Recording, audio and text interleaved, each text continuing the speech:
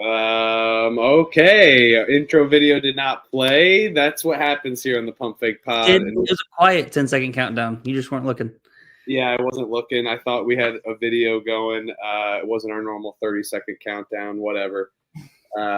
Apologies there. That's what happens around here. But no, we've been off on a good conference preview. We've done the OVC. We've done the Patriot League. What else have we done? Last night we did the Horizon. We've done the Ivy League. We did the Summit League. We did NEC. Western Athletic Conference. Yep. America East. Yep. America East. And then SoCon and Southland last night. I mean, we're flying by, and if you go on our Twitter at Pump Fake Pod, you will see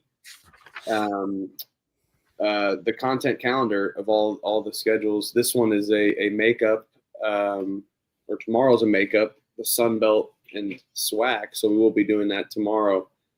MAAC and MEAC, though, fantastic stuff. Interesting conference, kind of one of the lower-ended conference, we'll say. But, I mean, I enjoy watching these because we get them on the weekends and the weekdays, and it's always a good little time watching those MAAC games at, 7 o'clock on a Friday when it's leading up to that horrible Fox 9 p.m. Big Ten game. MAAC Friday. Gotta love them. Gotta love the MAAC Friday. MAAC and Ivy League holding it down. Yep. And all episodes are recorded. We got a fantastic guy doing timestamps, and we love the timestamps guy. We love him. He does a great job. So all things are timestamped. If you're looking for a certain team, go to a conference, hit that little scroll past all our monologues, and find the team that you're looking for if you want to learn more. Because we're doing every single team, every single conference. Elliot, we're going to dive right into it. Any final thoughts before we go into the Metro Atlantic Athletic Conference, aka the MAAC? No, man. Nothing going on this in the sports front. Today I saw Sister Jean has officially retired. So shout out to Sister Jean and Loyola Chicago. Look out for the Ramblers to kind of maybe make a push to honor her this year. I think she's 106 years old and now is retired from being in the facilities there on Loyola's campus. So incredible run by her. Incredible run. And Sister Jean was just a staple for the college basketball community. And that was a good brand just for the entire college basketball sphere. All thoughts and prayers to Sister Jean. All right, Metro Atlantic Athletic Conference, MAAC. Let's get into it. Canisius, Golden Griffiths. Buffalo, New York, last season 3-28. The MAAC 3-17, 13th. And I'll tell you what, the MEAC is going to say MAAC. I'll tell you that on the slides. 3-17, 13th in the conference. One returning starter, Jim Christian, proven winner, first year last year with 3-28. But the Golden Griffiths definitely going through a major rebuild year, to say the least. But Jim Christian, he's been a proven winner. And I like him as a coach, and I think that he can get this team rebuilt. But unfortunately, I just don't think it's going to be that major of a jump. I mean, 10 wins is a jump to 15 wins is a jump. So I'm going to go with, 15 is a major jump. But 10 wins, is a huge jump from 3 wins. So I think they do take a step up from last year, but I don't see them jumping the conference by any means. It is a wide open conference in these lower tier Metro Atlantic Athletic Conference, but I said that backwards. But yeah, anywho, I'm excited for this Canisius team to take a step up. And I have to say this. They did follow me on Instagram and Twitter. And I asked about, hey, where can I get some merch? And they may or may not send me something. So I may have to be a Canisius fan and ride high on a Golden Griffith one day. So yeah, let's go Jim Christian. Little step up this year in his sophomore year of a rebuild that I think he realizes is just not a fairy tale overnight kind of story, and there's a lot to do, and he's going to get it done eventually. Yeah, I mean, you're talking about last year. You started out non-conference 0-11, only 3 wins came in conference. There in the MAC. Worst season since I think 1977. So definitely really struggled. He kind of knew coming in that it was going to be a very hard situation to kind of endure, especially that first year and that rebuilding phase. I agree with you. I think they're going to be able to take a step up. It's hard not to take a step up from a 3-28, 3-17 season. But that step up may look like 7 wins, 8 wins, something like that. And I think he may consider that a success. I always am intrigued by the Canisius Niagara kind of road trip because you got to go to upstate New York. I know. Shout out to Crutch. He's talked with me about this a lot last year. About just how hard of the road trip it is for those other teams in the MAC to kind of venture up there up to upstate and then have to play them back to back. So they could maybe pick some people off there on a couple of those road trips possibly. Last year they obviously didn't just because they were simply atrocious, really. But yeah, I look for them to take a big step up. I guess not even a big step up. I look for them to take a step up here, and I think that they're still going to be towards the bottom of the conference, but still going to be able to kind of move forward and continue kind of the rebuild that Coach Christian started last year. All right. Fairfield Stags, very cool gym. Slept on gym in college basketball. What is it called? Mahoney Arena. Fairfield, Connecticut. Last season, 12-20, 8-12 in the MAAC. Finished 10th. 2 returning starters. Chris Casey, 36-33, 2 years. I like Chris Casey. I think he's a good coach. Last year was a major step back and just not your normal Fairfield production. A team that normally likes to get in a transition, run and gun type of play. Even with role player guys that can also spread the floor and not have to be such the one man show kind of playmaker role. I like some of the players that Fairfield had last year that I think needs to take a step up, and one of them is going to be Nate Best, and I think he only averaged 4 or 5 points, but I think they're going to lean on him, and maybe we see him close to double digits or averaging around double digits as he takes a step up with maybe some more shots. Last year they did not shoot the ball well whatsoever under Casey's second year, but I think if they can do that, they'll be a much more competitive team. But I think I have them more in the middle of the road this year, finishing in the MAAC again, but it will be a step up from 10th for sure.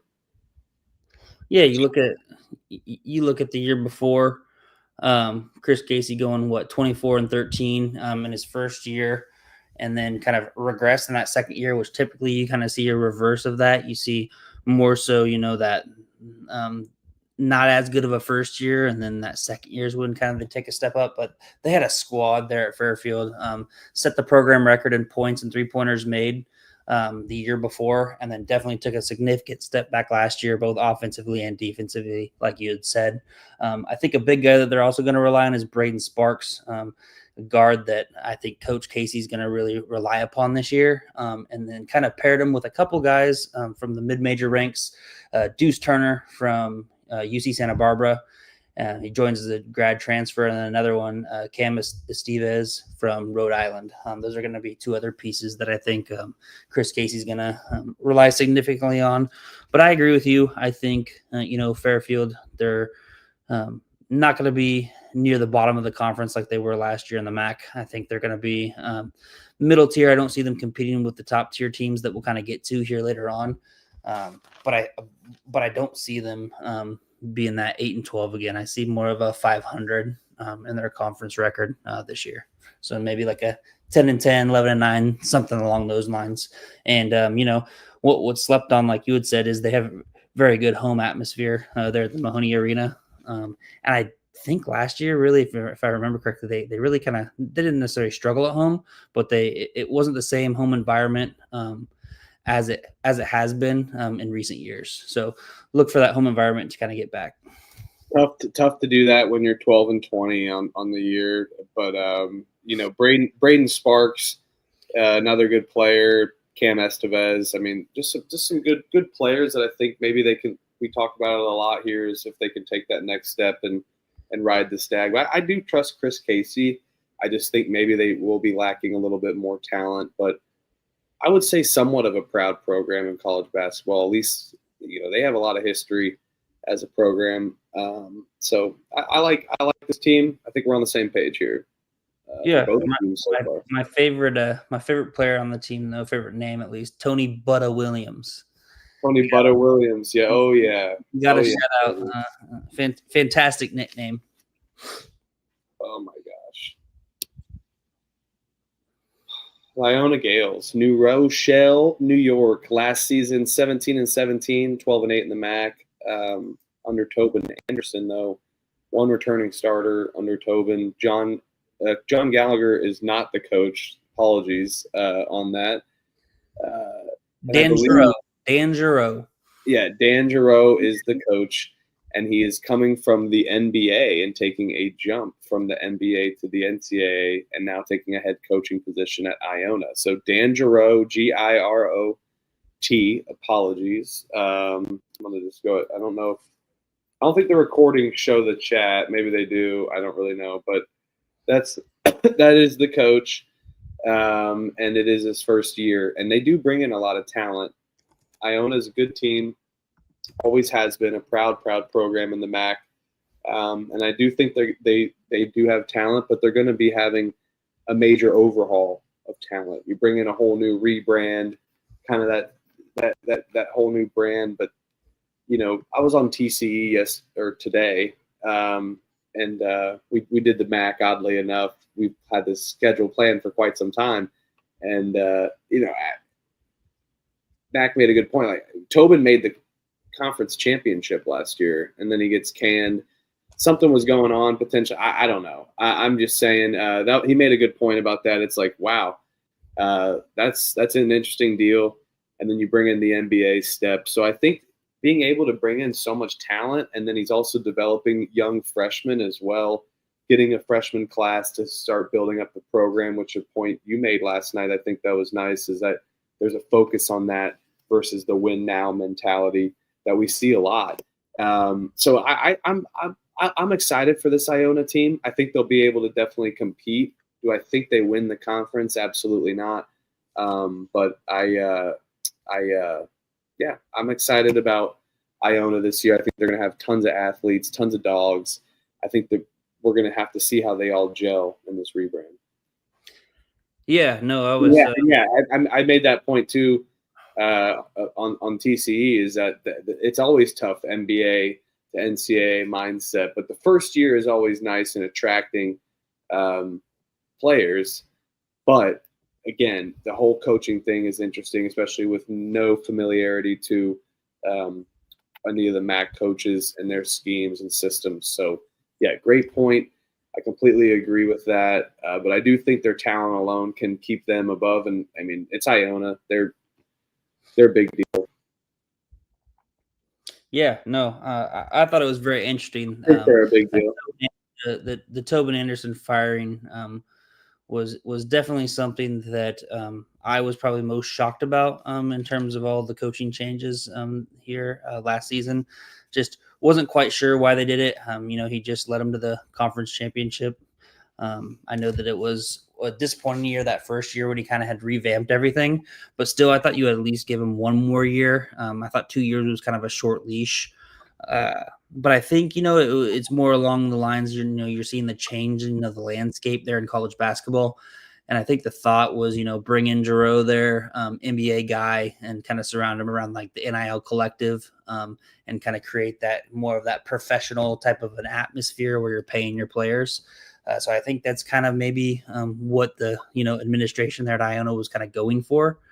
I think maybe it can work long-term. But I do think they're going to take a step back this year, just for all the reasons that you had said, all the reasons that kind of shout out Crutch in the chat is kind of saying in the chat as well. He's used to, the support staff, everything like that, all the supplies, all the any type of equipment, anything needed there at the NBA level, you have it. And there, when you're at a smaller school, you just don't have those resources that you would. So I think it's going to be an adjustment for him, coming not even as a head coach, but coming down as a coach, head coach in a smaller mid-major. Like you said, he's going to be able to bring in talent. That's no surprise with all the guys that he's brought in. But I think it's one of those things where it's going to take a little bit to rebuild. So I don't see them near the top of the conference, but I also think that their talent's going to keep them kind of in that middle of the pack, competitive to say the least. But still, the middle of the pack. I don't think they're going to be in that top four, kind of where they were last year. Yeah, I mean, yeah.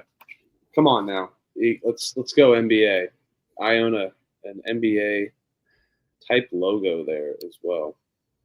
Manhattan, Riverdale, Manhattan Jaspers, Riverdale, North New York. Last season, 17-14. MAAC, 12-8, tied for fourth. 2 returning starters, and Dan Gerio. So yeah, we got the slides a little bit swapped with the coaches here. There's our first error of the night, called Tony Reale on PTI. And look at that classic Manhattan Jaspers logo with the J there and the arch. A team I'm really excited on, Elliot. I like this Manhattan Jaspers team a lot. I called them on liking them last year. I think they have a ton of talent, and I think Coach Gallagher is a great coach. John Gallagher, not the best record, but the team that he developed and started developing, leading them to be 17-14 last year and winning some tough games. They were competitive in the conference. I think they have the chance to be up in the top half of that. I mean, definitely. I mean, top 3 of this in conference. Look in the predictions. I really like this Manhattan team. They play really good defense. They bring back. I don't know if I got both slide switch or not. But I think they bring back 2 starters. So I did get slide switch. They bring back 2 starters, and I really like the starters that they bring back. I'm excited about this team. They got tons of depth, and I think Gallagher brings just a different type field to the team, and just the way he coaches. So they really like to kind of grind you out, force you on the perimeter, and I like these Jaspers team a lot this year. Yeah, I mean, you mentioned the 2 starters. The 2 starters that are returning is the MAAC Freshman of the Year and the MAAC. I believe the MAAC Player of the or not the MAAC Player of the Year, but the MAAC Freshman of the Year, and then also the MAAC Sixth Man of the Year. So one of the starters, I guess I should say, because the other guy was the 6th man. But bring back those 2 pieces. So clearly, like you said, they've got a lot of talent, got a lot of bench depth as well. As Crutch said in the chat, even brand new floor this season for the Jaspers. So shout out to that knowledge. You're not really getting that anywhere else besides a true MAAC lifer. But yeah, I really like Coach Gallagher. I really like the pieces that he brought in. He brought a lot of a depth in there, but a lot of guys that can shoot the 3. We've seen that consistently with the Manhattan Jaspers team. They like to shoot the 3 ball, but they also play tough defense as well. Brought in a few guys from the Division II ranks as well. And then also brought in a guy from Norfolk State, Terrence Jones, who I'm pretty high on. I think he's going to make a significant impact for Manhattan this year. Probably is going to start for them, I believe. And then the other guy, the other starter was Jaden Winston. He was the one that started last year for him, averaged about 9 a game, 3 rebounds, 4.5 assists. Started all 31 games for them last year. So they bring back talent. They also added talent to increase that depth, like you said. So yes, I'm high on the Jaspers as well, and I look forward to seeing the damage that they can do here in the MAAC. Yeah, I think their defense is going to be solid. You got great players, bringing in good players. Let's see if they fit into their unit and take that next step off of their CBI appearance last year. Oh, baby, the Marist Red Foxes. Shout out Crutch. Poughkeepsie. I'm sorry for the pronunciation. No idea how, but we'll pronounce both. Poughkeepsie. Last season, Poughkeepsie, New York. Last season, 20-13, 13-7 in the MAAC, finishing third. John Dunn, 96-110, 7 years, bringing back 4 returning starters though. But I'm telling you what, I like John Dunn, and he's one of my favorite coaches in this conference. I think Marist has a chance to do something absolutely fantastic. It's interesting. They have not made the tournament in how long? Since 1987. Dang. 1987. Is that true, Crutch? Am I looking at this correctly? I think so.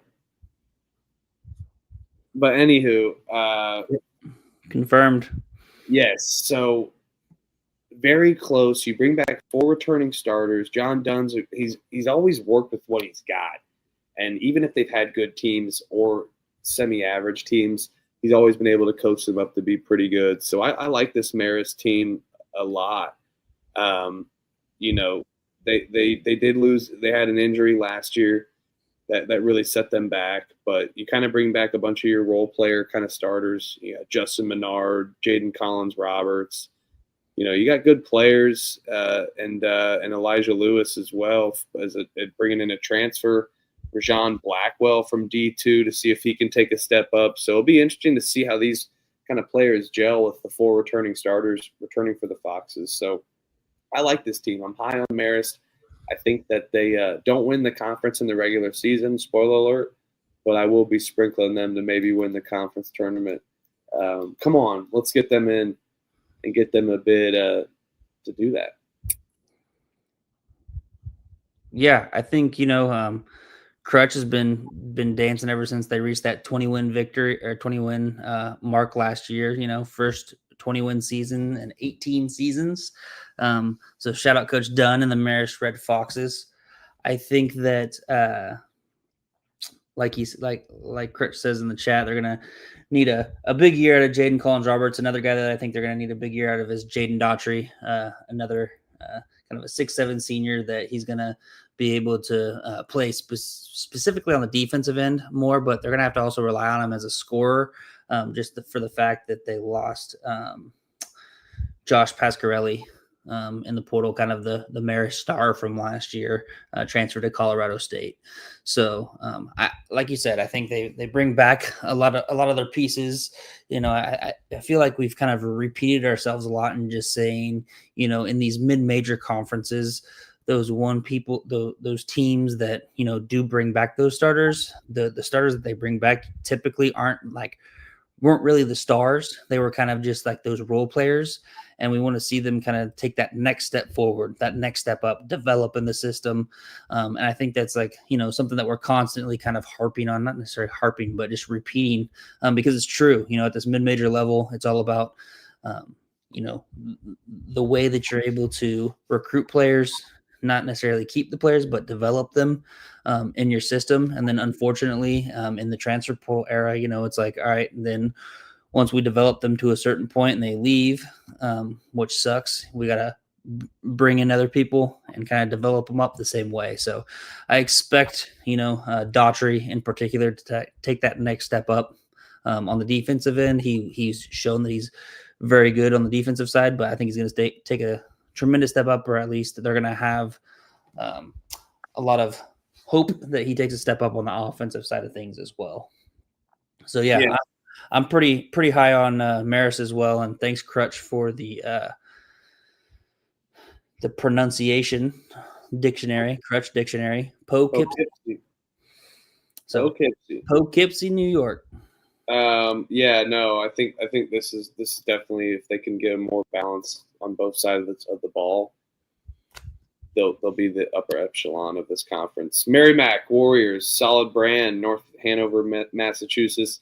Last season, 18-15, MAAC 14-6, finishing second in the conference. 0 returning starters though, under a good coach, Joe Gallo, 161-113, 9 years in the conference, or not in the conference, but 9 years at Merrimack. Excuse me. So total rebrand for the Warriors, bringing in only 2 players returning from the team last year, and then also you have 90% of your scoring missing. So, 4 players returning, 2 players that actually scored, and then 2 walk-ons as well. But you do bring on freshman Kavere Kennedy that you're going to see maybe have a big role for Merrimack, and then also get some transfers as well, and Todd Brugna, Abaloo Sissy. So 19, I'm sure it's not Sissy, but 19 and a half points he averaged. Cisse. Cisse, yeah. We'll call it that, yeah. Remember the Oklahoma State 7-footer that they had? Oh, yes. He transferred all over the place. There to Ole Miss, Memphis. So I think that's the same pronunciation, Cisse. I think that's right, yeah, but it's not the same guy there. And then you also get a player from LaSalle as well. So I think they have talent, but it's going to be a major step back for these Warriors that I don't think we're going to necessarily normally see under a Joe Gallo coach team, but it will be a little rebrand, and they'll be back in no time in this top of this conference. But I think it's a major step back for them. Yeah, I mean, you guys noted it on that earlier show. You know, Merrimack's been in the top 4 at the D2 ranks when they were there in the NE10, and then also when they came to the NEC, never finished lower than 4th. And then again, they move over to the MAAC here and haven't finished lower than 4th. So, you know, it's one of those things where I think, unfortunately, maybe they end that streak. You know, it's a significant jump from going from D2 to the NEC and then now up to the MAAC. But, you know, I like Coach Gallo as a coach. I think he's going to be able to bring the pieces in, but losing those guys, particularly Bud Clark, was a guy that they relied upon heavily last year. You mentioned Kavere Kennedy. I think he's the next man up. He's the new Bud Clark, or the guy that they're thinking is going to possibly be Bud Clark. But yeah, I think Gallo, he really loves his short, quick as shit guards. And I think they're going to be able to kind of pose some problems for some of the teams here in the MAAC.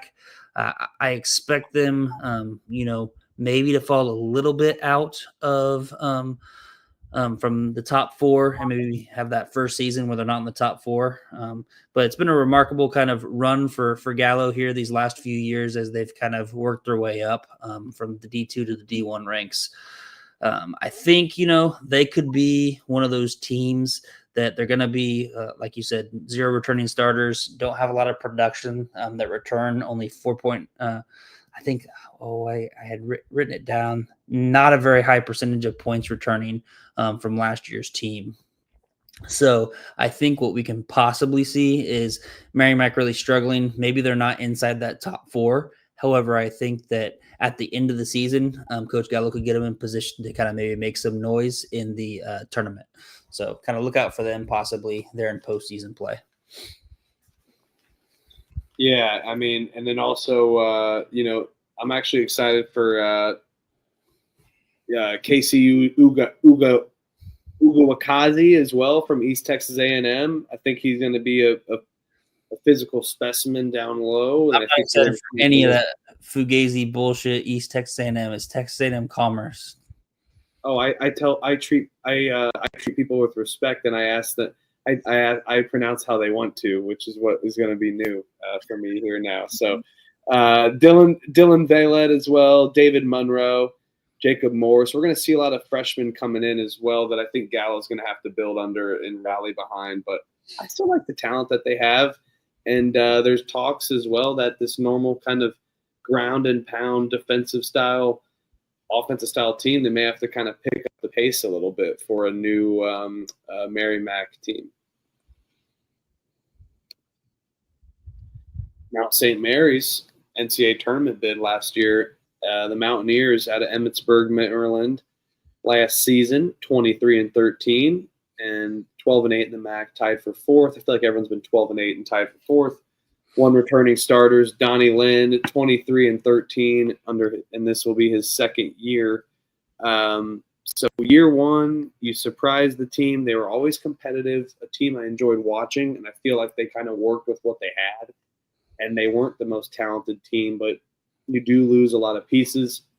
And I think Donnie Lynn's been able to work with what he has last year, and I think he's going to be able to do that again. He still brings in a couple good pieces, and Xavier Lipscomb Arlatis Keys, and retains them as well, which is always good. And then a couple transfers also. Let's see, Luke McElden. It looks like Justin Amaldi from Tulsa. Anastasios Rozakis as well from Florida State. So I'm excited to see some of these guys come in and see what Donnie Lynn does. And I think Mount St. Mary's is going to be flirting with that top 5, but maybe just right below it. But you always want to bet on them in March. They somehow always get it done, and it's always a fun team to bet on. I think they're a solid team, especially at home as well. Yeah, I mean, when they really had that injury, Terrell Ard, he went down with that Achilles injury last year, and I think that it was one of those things where it really kind of got the team a lot closer, just because they they had that tough injury to one of their significant players, and so it brought them a lot closer, and they went on a great run there in the conference tournament. And so it's one of those things where Coach Lynn did a great job in his first year as head coach there. Incredible run for Mount St. Mary's. And like you said, they're always a force to be reckoned with there in the conference tournament. I think possibly they're going to take a little step back this year. I'm not as high on them. However, even if they're a 6-7 type seed, they can always make some noise there in conference tournament play. Like you said, you mentioned a lot of those guys that are returning and a lot of those guys that have kind of transferred in. One guy in particular that I'm kind of fond on, or at least I want to see play for them is the returner Arlandis Keys. He shot 36% from the 3 last year. I think is going to get expanded role this year after they lost all those guards. Second year in the program, second year under Coach Lund as well. So I expect him to take a big step up, not only on the scoring front, but also as a leader for the team. So that's kind of a guy that I'm going to keep my eye on. But I think, I could see them finishing, middle of the pack is going to be my prediction. And shout out Sana. Hell yeah. Glad you're back in here. I love it.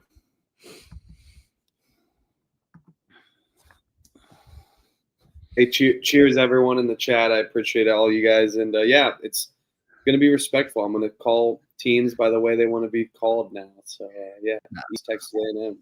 Right here, baby. No, I know. I was laughing at that. Now we'll bring back the commerce, baby. Don't worry. But yeah, IU Indy. I'm all in on IU Indy this year because we don't need that PU shit. We got that for Fort Wayne, and now as an Indy native, I'm gonna accept IU Indy because I think it's gonna be Indy. That's all I hear, and I kind of like it. So it stands out more versus IUPUI. So. I'm all in on that. But I respect it. It's always going to be IUPUI. It's kind of like that rite of passage that never goes by, or like an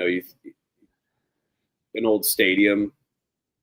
Old heads kind of call it the old. Oh no, that's Three Rivers Stadium. That's not Acrisure Stadium. That's Three Rivers. So.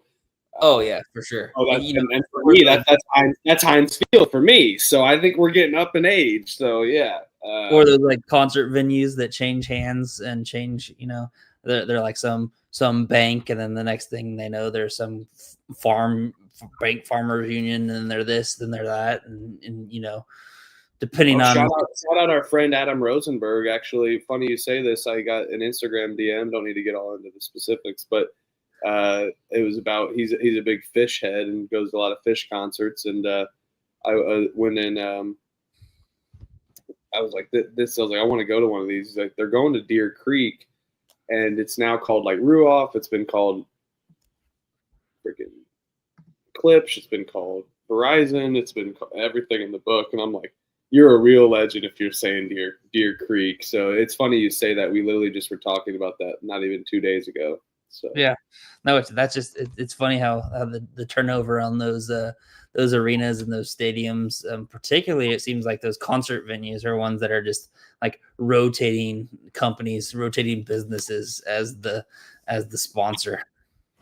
the Mount St. Mary's Arena, which is called the Knot Arena, presented by Papa John's Garlic Knots. Yeah, okay, that's what that is with Knot Arena. So, okay, Niagara Purple Eagles, Niagara, New York. Sorry, last season 11-20, MAAC 6-14, dead last or second to last. One returning starter only under Greg Paulus. What's that say? Oh, wait. Yeah, he's a quarterback, actually. I don't know why he's coaching basketball when he's a quarterback, but 78-98, 6 years at Niagara. Man, I think they're going to be back. You think? I think they're going to be back. How bad? Bottom of the barrel? Bad. Writing's on the wall for Greg Paulus going up into year 7. And if they're having a bad year, again, was on TCE talking about MAAC, and Moneyline MAAC made a good point. Could see him as an assistant coach under John Shire for Duke. Yeah, Is the head coaching game right for a quarterback from Syracuse? I don't know. I mean, before last year, I thought he did a pretty decent job there at Niagara, and then last year happened. I will say, though, however, half the losses in conference came by 4 points or less. So 7 of the 14 losses were decided. Does that defend him, or is that he can't coach? So I don't know if that's a he can't coach thing. I don't know if that's a it is a he can't coach thing. When you have more losses by 5 or less, or let's say 2. I'll go to 2 possessions or less. It probably comes down to coaching in some ways or fashion. Yeah, or it could come down to free throw shooting. Maybe he just recruited. Which comes down ultimately to recruiting. Coaching. No. I think you can coach and you can tell a guy how to shoot a free throw, but if somebody sucks at shooting a free throw, you're never going to break them of that habit. They got to fix it themselves. There's nothing you can do to coach somebody from getting out of a shooting slump. Like I vehemently disagree, because I guess Indiana basketball players are just, and Indiana-bred basketball fans are just a little different than Kansas. So what's that? No. Let me finish real quick, because you're completely wrong in what you're saying. I can't believe what you're saying, and I don't know. I have to vehemently disagree with that. Please expand. I would love to see how we can coach a bad free throw. You can practice. You want me to get into it? Okay, I will. Okay, I will. There was a time when I believe work ethic was more of a thing, and there were coaches back in the day that would force you to do a certain amount of free throws before you had to leave practice, versus holding players there, a certain amount. No. You had to make a certain amount of free throws, and guess what? There was no fucking point guard had more. Point guard had this. Maybe they had more stipulations. Point guard had to make more in a row, but centers still had to make 50 free throws or 100 free throws or more before they left practice. Now, that would make you freaking start learning a free throw, wouldn't it? Now, it may make your coach hate you, but if you already have players bought in and you guys are getting reamed on freaking free throws, it's not something to introduce game 6, game 4 in a 32-game season, but it is something to introduce when you already have the players behind you and rally behind you. And forget running suicides. That's a much better form of suicides to win games late. But that's a coaching thing? So that's a coach? You're coaching that by saying, hey, you just got to go shoot 50 free throws once you make 50 free throws, and then you just walk out? You force the coach to be there. The coach stays there. You force the players to shoot those free throws, and that's how they learn to do the free throws. You're going to miss free throws till 8 o'clock when you want to get home. 9 o'clock in a practice you already want to hate, and then you got to go on the road in 2 days, and you're going to fucking Evanston, Illinois, or that's not too bad actually. You're going to Des Moines, Iowa. Like, I mean, that's the stuff I'm talking about. Like, it's not necessarily, yes, the free throws are on the players ultimately. I know that. But there comes a fashion in time where the equation adds to coaching for free throws. And it's very simple fix of just making them shoot free throws at practice. Personally, I don't think the simple fix is having them shoot a number of free throws to make or to get to or to achieve before they can leave. I just don't think that that's a good coaching. Tell that to Bobby Knight. Tell that to Coach K. Tell that to John Chaney. Tell that to Rick Pitino back in the day. You know, personally, teams are different, but in times are different. Personally, I think, as a coach, you want to give your players confidence. You want to instill players with confidence, but you also want to put them in situations that causes them the pressure that's going to be applied in an in-game situation. So like you said, I like you had brought up, whether you put guys on the line, you shoot, you miss the front end of the one-on-one, you have 2 suicides. You make the first, you miss the second, you have 1 suicide. You get tired legs. You put them in positions in practice like that where you're doing free throws in pressure situations that then they're going to be able to kind of get that confidence from you, from your teammates, because as you're making those free throws, you're not having to run. I think that's a way better philosophy, coaching philosophy, in my opinion, than just to say, hey, practice is over. Make sure you make 50 free throws before you leave. No, it's not just the coach leaves there. It's not just the end of practice thing. It's a vocal freaking point of the entire practice, and it's not just a rallying cry. It's something that you do every practice. And I feel like you guys are taking my words a little bit under, and also maybe read a book from a coaching from the 80s or 70s or whatever. It's there's still things that exist. I know times have changed, but you got a lot of old coaches. That's an old philosophy, and I know it's tough to teach that these days. But I'm telling you, it's an easy fix. It's an easy fix to get a little more familiar with shooting free throws. Fair enough. From experience on the low level, Ken Hatt kind of disagrees. Looks like coach did it, but. Yeah, I mean, I get that. It couldn't hit in the game in certain moments. Yeah, teaching clutch moments, definitely a good point. But, fucking make your free throws. I'm sick of fucking watching college basketball and, hell, sick of watching NBA and no one can make free throws. Like, it's the easiest freaking charity stripe. Easy charity stripe. It's called free for a reason. And I'll talk about Niagara real quick. Nothing crazy. But, I agree. I think the top of New York, Niagara, Canisius is going to be in the bottom of the MAAC here. I just don't know what happened with Greg Paulus's teams, last year. I don't know what it was. It felt like he was doing okay there. However, last year was definitely a significant step back. Like you said, I don't know if he's made out for the head coaching position there at a college level. We'll see how he responds this year here coming into his 7th season. See how he can kind of respond. Brought in a couple guys from the JUCO ranks and some JUCO guards. I actually like. I'm interested in watching Niagara a little bit just because there's some JUCO guys that he brought in from my area. A guy from Coffeyville Community College, 2 hours down south from me. Then he brought in a couple guys from Oklahoma, another guy from Garden City, who's southwest Kansas. So pretty local for me as well. Then brought in a couple guys from the D2 ranks there in Oklahoma, Northwestern Oklahoma State. That's where my uncle played, actually. And then Cameron, Oklahoma as well, another D2 program. So I think it'll be interesting to see how those guys can kind of mesh, bringing in all those JUCO guys.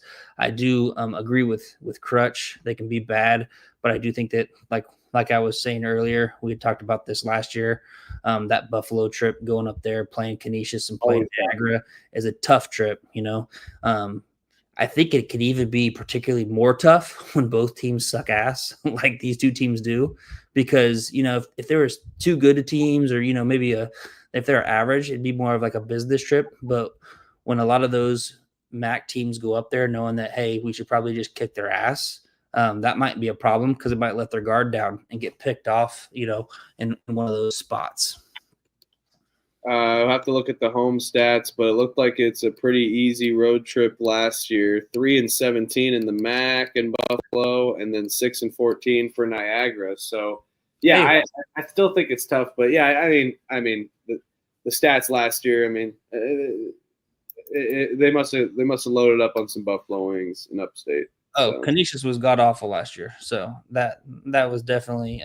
Both teams are going to be bad again, like you said. Top of New York, bottom of the MAAC. I think they're going to be both bad again. All right, Quinnipiac, the Bobcats, Hamden, Connecticut. Last season, 20-13, MAAC 15-5. Set 2 years in a row winners.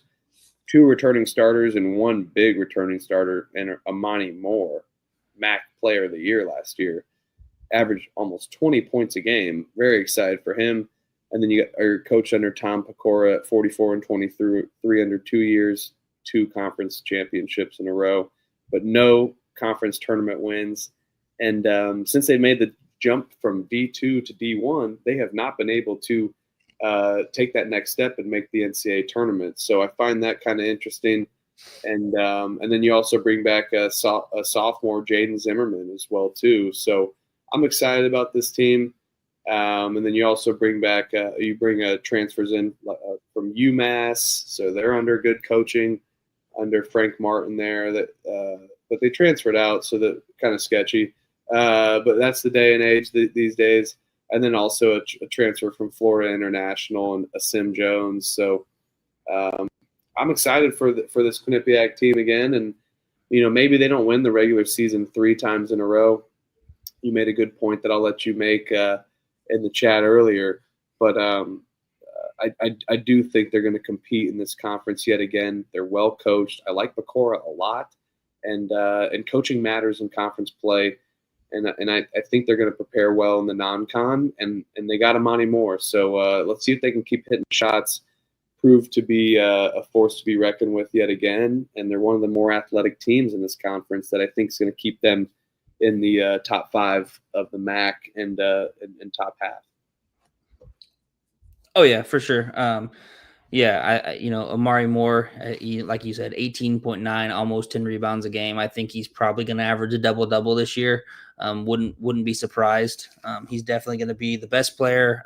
Give the ball to him. He's going to be he's going to be the best player on the court at all times in MAAC play, no matter who's playing. He's going to be that go-to guy that, more than likely can not necessarily steal a game, but he can definitely decide a game down the stretch for some of those close games that they're going to definitely have here in the MAAC. So yeah, I'm very high on them. I think they're deeper this year than they were last year. They definitely look like they're a little bit more athletic and physical than they were. So that's a little bit dangerous, if they're even deeper than they were and they finished first last year. I'll go on the side of history, though, here. And the stat that you had mentioned was no MAAC team has ever won 3 straight regular season championships. Siena actually did, but they split it with Ryder. Last time they did it was 08, 09, and 2010, but they split I believe the 2010. Oh, Kenny Hasbrook, Siena with under Fran McCaffrey, Kenny Hasbrook, and there's another big player from Siena on that team. That was awesome team. So they split it 1 year with Ryder. So nobody has just won the MAAC outright. So I'm gonna be on the side of history, and I don't think that Quinnipiac is going to win the conference regular season again. I think their eyes are set on, like you said, getting that berth to the NCAA tournament. That's what they're more focused on, and so I think I'm high on them. Obviously, if you got the best player in the conference, you got another guy, the returning guy that you had mentioned. Forgetting his name, Jaden. Yeah, Jaden. He was all MAAC rookie team last year.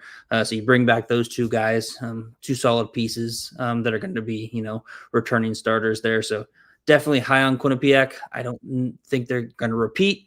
However, I see them in that top 4 for sure. Yeah, but and I really like Monty Moore, and I'm excited for just watching Quinnipiac. They're a fun watch. I enjoy their kind of style of play, and although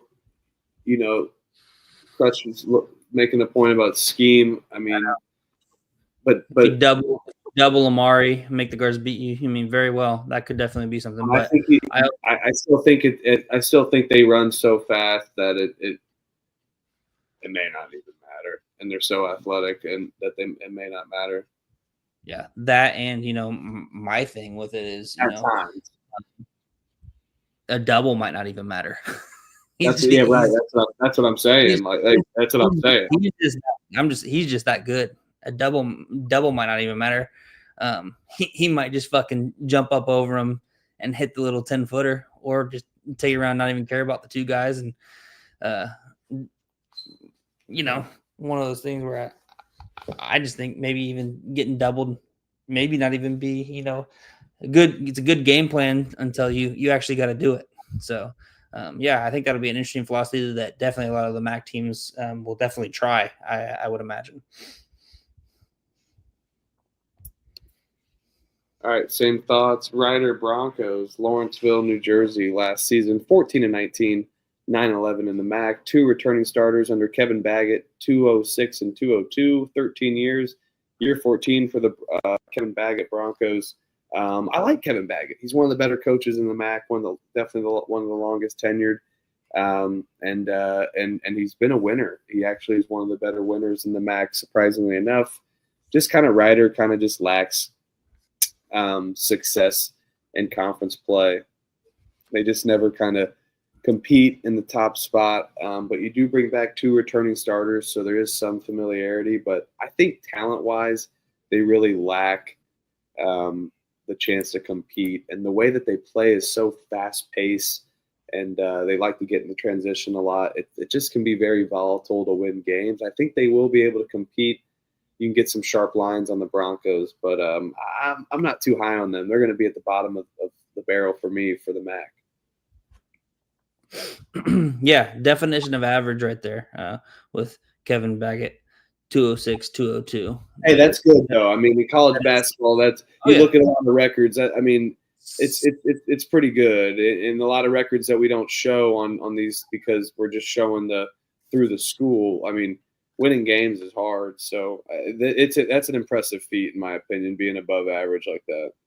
Oh, for sure, especially when you're coming in a conference like the MAAC, who's going to take a lot of those bye games, and as you'll see, with a lot of these teams, they're going to be below 500, and then right around 500 in conference, or even a little better. Some teams might be above 500 in conference, but still below 500 just because of the amount of bye games that they play. I just think,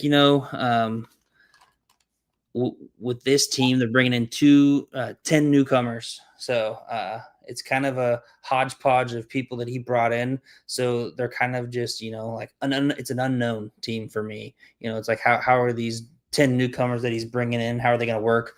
Like you said, he's a great coach. So I would expect for them to improve. But, where are they starting at, and how good are they going to be, and how good can they improve? It's kind of yet to be known. I see them kind of in that similar range where they are right now, or where they finished last year, that tied 8th, kind of in that same similar position, just below 500 there in conference play. A respectable team that I think that he's going to be able to get the most out of his players as one of the better coaches, in my opinion. There in the MAAC. So, yeah. All right. Love it. Let's go. Bag it. Let's go ahead and put a bag on that. Sacred Heart Pioneers, Fairfield, Connecticut, last season, 15-18, 10-10 in the MAAC, 7th place. 3 returning starters, though. Anthony Latina, 156, 211, another long-tenured coach for the Pioneers. I really like Latina as a coach. Now you bring back 3 starters as well. That I think that you had a lot of good offensive side of play last year. Could shoot the ball well. Maybe not the best rebounders, but was able to be a solid shot on the perimeter, and likes to run a little bit of up tempo. But where they lacked is just that defensive side of the ball. So they need to be able to increase that in order to play. But I think the continuity of 3 returning starters is massive under Latina, and You bring in a couple good transfers as well, and you got some young guys. So I think they're taking the right steps and moving on up in this conference. And I like what the Pioneers are doing.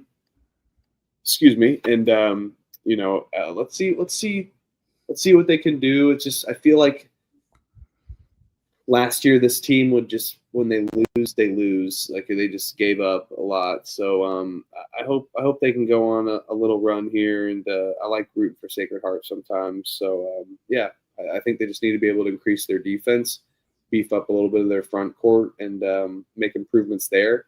And I think that's when it's going to take them to hurdle up this conference in the MAAC. Yeah, Sacred Heart, first year in the MAAC last year, respectable 10-10 there with your first year. Couldn't really ask for much more in the first year there in the MAAC. So I think I'm right there with you. I think they take a significant step forward, returning those three starters, Anquan Hill, Makai Connor, and Niall Ralph Bayer. I'm really high on Makai Connor. I really like how he plays, averages just over 6 assists a game. I really like a guard that can distribute the ball. That's kind of how I played back in the day. So I like a guy that's a pass first point guard. So I really like the style of play he brings. And I really think, they like you said, they brought in some good pieces. The fact that they translated pretty well in their first year in the MAAC tells me that they're going to be ready. They're going to be more prepared for the MAAC this year, and I expect them to take in my opinion, a big jump, one of the bigger jumps a team can make there in the MAAC. So I'm pretty high on this Pioneer squad. All right, Elliot's smoking on that Sacred Heart pack. I love it. Let's get high on the Pioneers. St. Peter's Peacocks, Jersey City, New Jersey. Last season, 12-16. Play some games. MAAC 7-13, finished 11th, one returning starter. Bashir Mason 45-48, 3 years. Now that we've moved on from Shaheen Holloway. I like this. I like St. Peter's. I mean, how can we not? This St. Peter's team is fantastic, as we all know, with their magical run to the Elite Eight. But that was under Shaheen Holloway. I think Bashir Mason kind of incorporates a similar scheme, heavily defensive guru and mind, and he is a good defensive coach, but that's not always the best to be able to score the ball. But that's not always the winning formula in the MAAC. You don't need to score that many points. So, but I think they lack a lot of talent that's going to keep them below the ranks in this conference.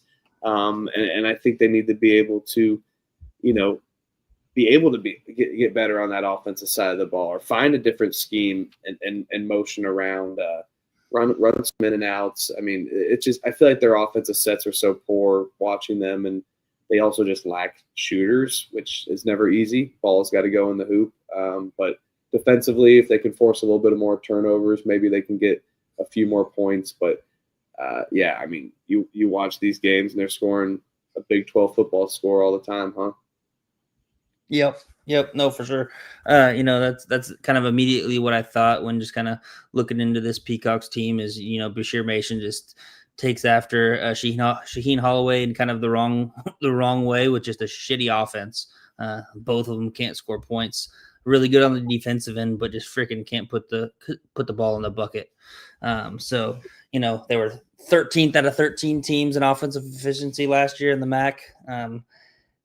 So if they're going to want to, make any kind of step forward, they're definitely going to have to get way better there on the offensive end. We know the defense is there, but you can have a great defense, but if you can't score, more than 50 points, you're gonna have a problem.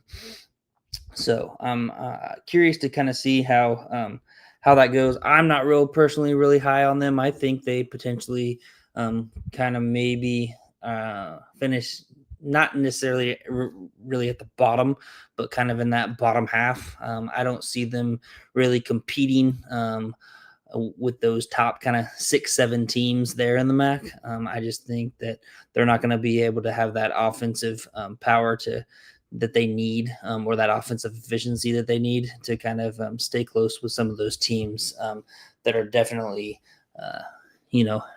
good and great on both sides of the ball, rather than just being kind of an elite defensive team and then a completely shitty offensive team. I mean, they just lack talent, but maybe a step up. All right.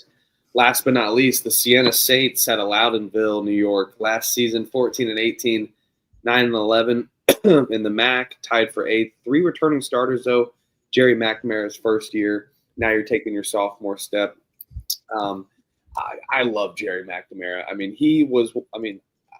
IU 2002 run and all there was definitely what got me into college basketball. But 03 Syracuse was such a massive thing for me.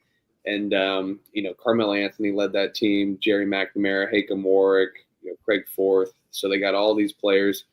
And then he makes that improbable run in 2006 in the Big East, the classic Boeheim reference. Then you're under Boeheim this entire time. So I'd run through a brick wall for Jerry McNamara. I like Jerry McNamara a lot. I think he's a fantastic coach and or fantastic player. Now he's got all the experience of the coaching and just solid shooter.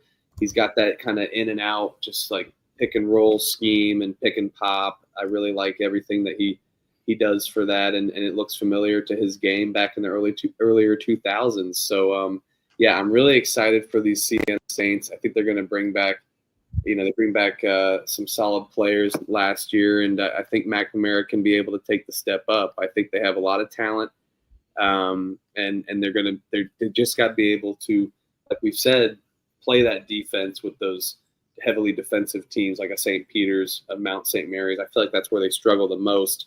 They're able to keep up offensively, but that Marist game last year on ESPN was a classic.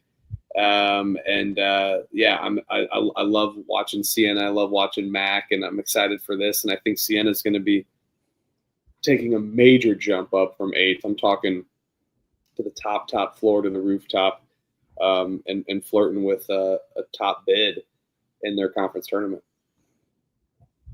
Yeah, this is what I call the real Jerry's world. Fuck that Dallas Cowboys bullshit. We're in real Jerry's world now. I really like what Jerry McNamara is building there. He brings back the key core of guys: Justice Schultz, Brendan Coyle, and Gavin Doughty, averaging 16, almost 13, and 11 points per game, respectively. I feel like just having that trio of that core of people, bringing back that amount of production, kind of creates lofty expectations for Siena. And then not only that, but then he brought in some good pieces there in the transfer portal as well that'll kind of create them some depth that I think is going to be key. You're always going to, in college basketball, you're always going to have a few guys miss a few games here and there.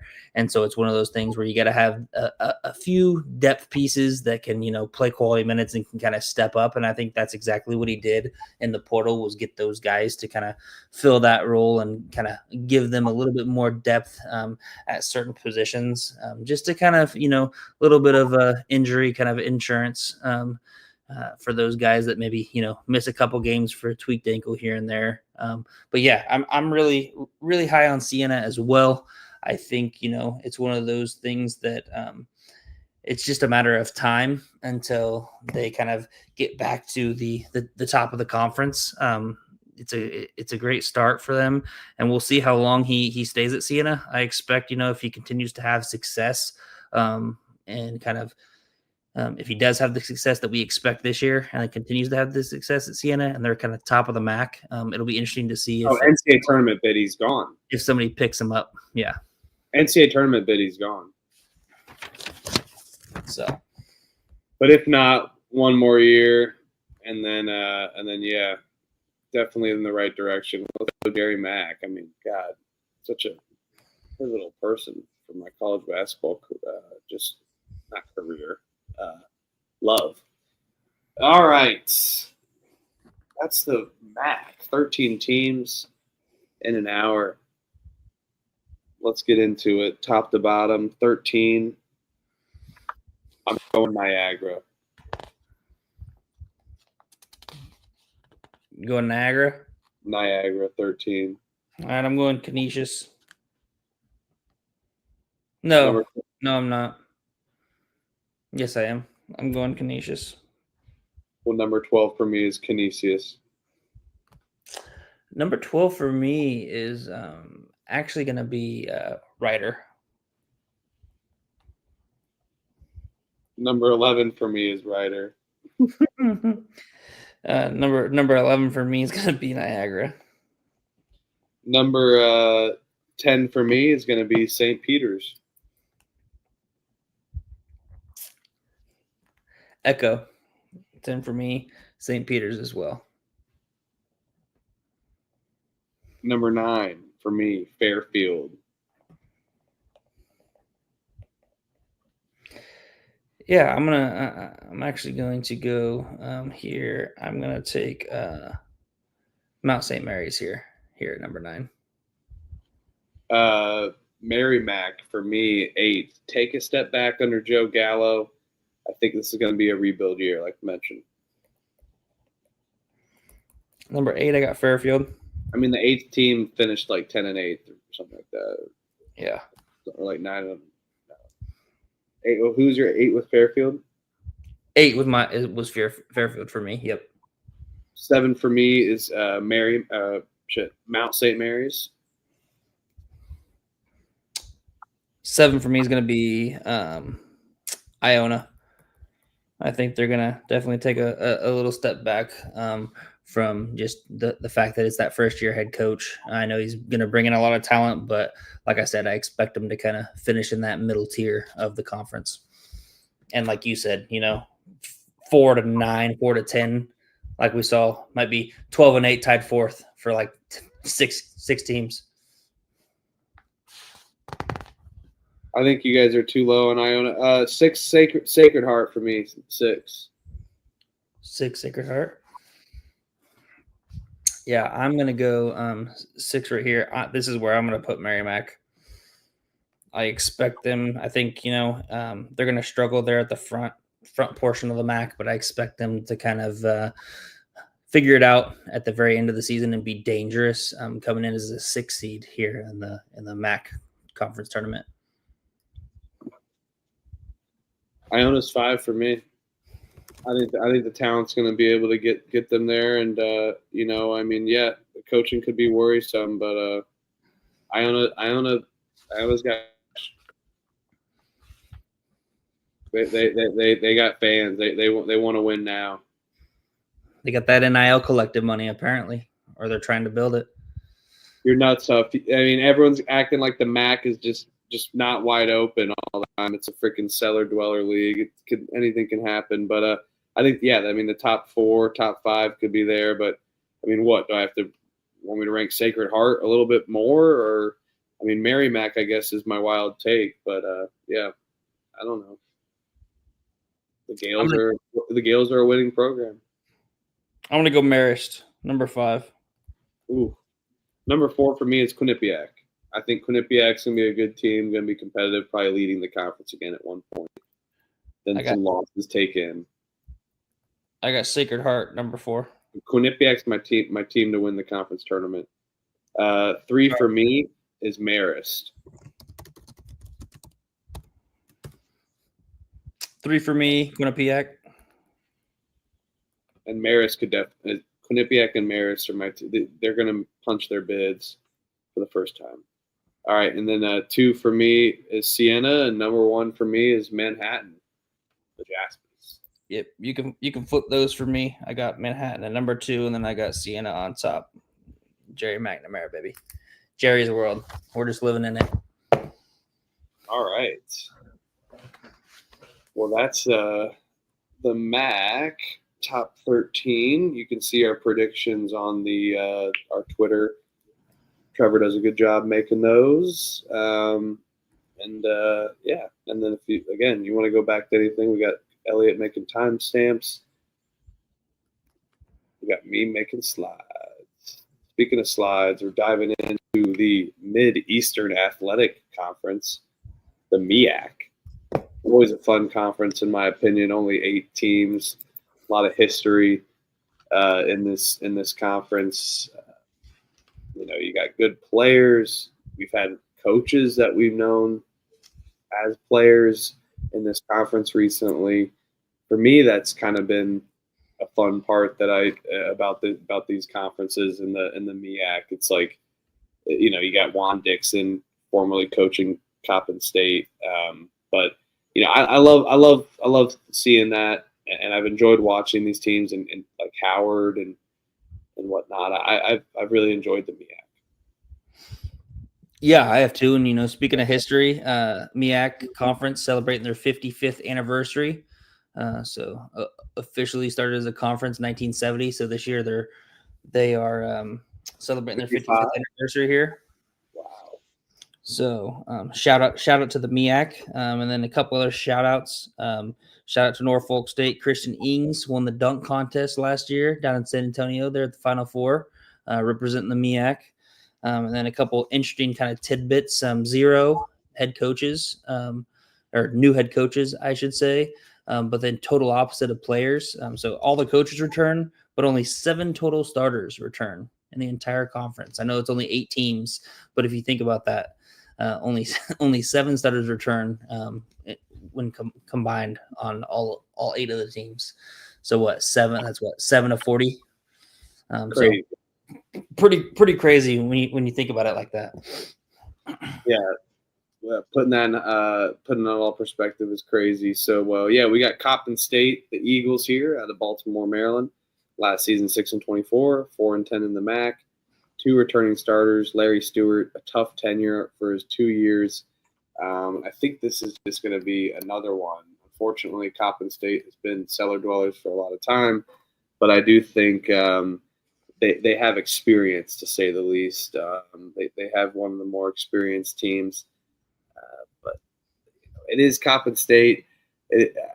I like Larry Stewart, but it's just been able to, no one's been able to get this thing going for quite some time, unfortunately.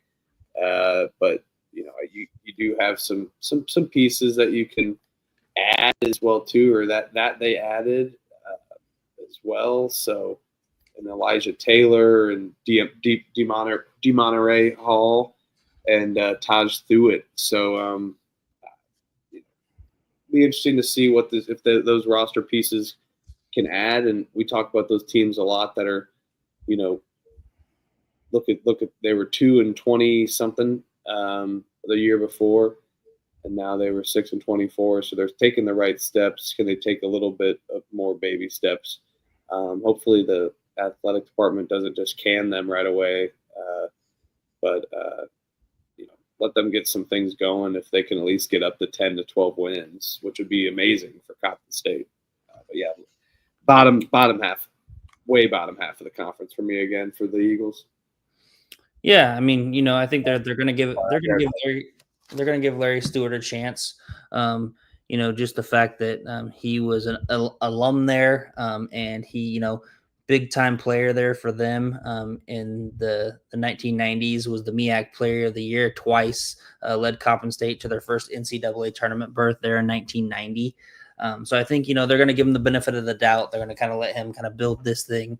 Like you said, it's his 3rd year here, 1st year, 2 wins, tripled that to 6 wins last year. They've only had 1 winning conference record in the last 13 years. So that just kind of shows you how bad they've been for as long as they have. But we've got, I think, a record from at least what I've seen so far, 14 newcomers coming in on this Coppin State team. Two returners that I'll mention. Cameron Sparrow averaged 5.3 rebounds last year. He started 44 games in the last 2 years. So obviously they're going to expect him as one of the only 2 returners to take a big step forward. And then you got Kalai Horton, averages about 8 points, 2.5 rebounds as well. He's a returner for them. And then basically it's just a whole smorgasbord of a bunch of community college players, D2 players, and one freshman kind of sprinkled in to kind of make up the roster. So, just like I was talking about with Ryder, it's one of those teams where, you bring all this, they're a big question mark. Obviously, they haven't been good, but you bring in 14 newcomers. It's kind of hard to foreshadow and know kind of what to expect here. But I really think, I think that they can make it take a small step up, and I see them finishing, in that 6th, 7th spot again. However, I feel like if they can just boost up, like you said, Huff, I think it's a great thing for them is maybe double-digit wins. That could be a big kind of goal for them is if they can get double-digit wins, kind of finish like 10-20, something like that. I think that would be big for them and kind of a good momentum booster. Kind of crazy to say that just getting double-digit wins is would kind of create some momentum, but for a program that was 2 years ago had 2 wins, I think that would be significant. Their last NCAA tournament bid was 2008, but they lost in the first 4 to Mount St. Mary's, formerly just mentioned on the MAAC. Delaware State, the Hornets, always a famous logo that I just loved growing up. Last season, 16-14, MAAC 8-6, third in the conference. 0 returning starters though. Stan Waterman 39-83. This is going to be a complete rebrand for the Hornets, and I'm a little worried about their roster to say the least. I don't feel like they brought in the best portal pieces, but I still think it's going to be talented. You bring in guys from Texas State. You bring in guys from St. Francis, and you bring another dudes from Philadelphia, and then you also got Theodore Pendergrass the third. Come on, he's the late grandson R&B singer of Teddy Pendergrass. That is freaking awesome. So that's shout out Theodore Pendergrass the third, who literally sings the one shining moment of the song. I mean, also some other sweet bangers. So R.I.P. Teddy Pendergrass, and we'll be watching Theodore Pendergrass the third for Delaware State. And yeah, you got UTEP as well, and then they have a tough non-conference schedule. So, contrary to belief, I think I actually can prepare them, especially come MEAC play. So, I like what Delaware State can do and have potential, but I don't think they're going to be a top 3 team in this conference, unfortunately. But I'm excited to watch them, and come on, I'm going to root for Theodore Pendergrass the third. Yeah, no, top five. Remarkable season last year for Coach Waterman there. First winning conference record that Delaware State has had in a decade. However, the problem with that is now they need to replace 86% of their scoring. Particularly, they lost Martez Robinson and Robert Smith, who averaged 18 points a game for them. So that was a big chunk of their scoring was with those two. Bring back a couple of returners. Corey Perkins averaged about 4.5 points, 1.5 rebounds a game, and then Ponce James another 4 points, 1 rebound. Did shoot 44% from the 3. Was on the All Rookie MEAC team as well. So kind of look for him to take a step forward there. Being a freshman, you expect a big leap up for a sophomore season. So I expect that they're going to rely upon him to kind of pick up that scoring, especially with a guy that shoots 44% clip from the 3. You had mentioned a lot of the guys you had mentioned with the transfers. I think a big one is Zion Bethia from Pepperdine, averaged 7.5 points, 3 101. Shot about 40% from 3. Another funny stat about him is he's the classic travel man. This will be his 5th school in 5 years. Started out at Hofstra, was actually then at St. Francis Brooklyn. Shout out St. Francis Brooklyn. Had to get them in there. Then was at Delaware and then transferred all the way coast to coast to Zoe 101 in Pepperdine last year. Another guy, Ramir Moore from Wagner. He only played in 2 games, got hurt. However, I just wanted to mention this. I kind of mentioned him just because what is up with the MEAC? It seems like they have the oldest guys, with that guy from Howard who had was on his 7th or 8th season of eligibility. Well, Ramir Moore, I think, is going to be that guy this year.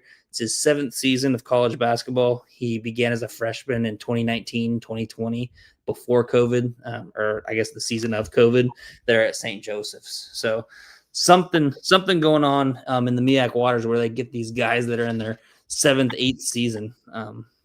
But just wanted to kind of shout that out. But yeah, the fact that you have to replace 86% of your scoring, you're bringing in a lot of guys. I like that they're bringing in a lot of guys from more of the mid-major ranks. Sometimes that you sprinkle in, the JUCO, the D2, the D3, things like that. But seems like they've brought in and they've been pretty diligent about bringing in certain people from certain areas. They did bring in 3 guys from Harcum College to JUCO there in Pennsylvania. So I think that they're going to have, those guys have played 2 years together. So if those 3 guys are going to be on those, on the floor together, they could already have a little bit of some chemistry there. So that's something to think about.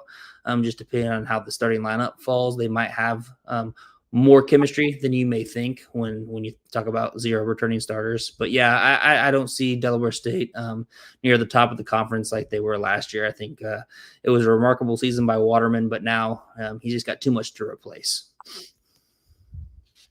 Their only conference or their only NCAA tournament bid came in 2005. They were the 1 seed in the conference for the MEAC. That's the Delaware State Hornets.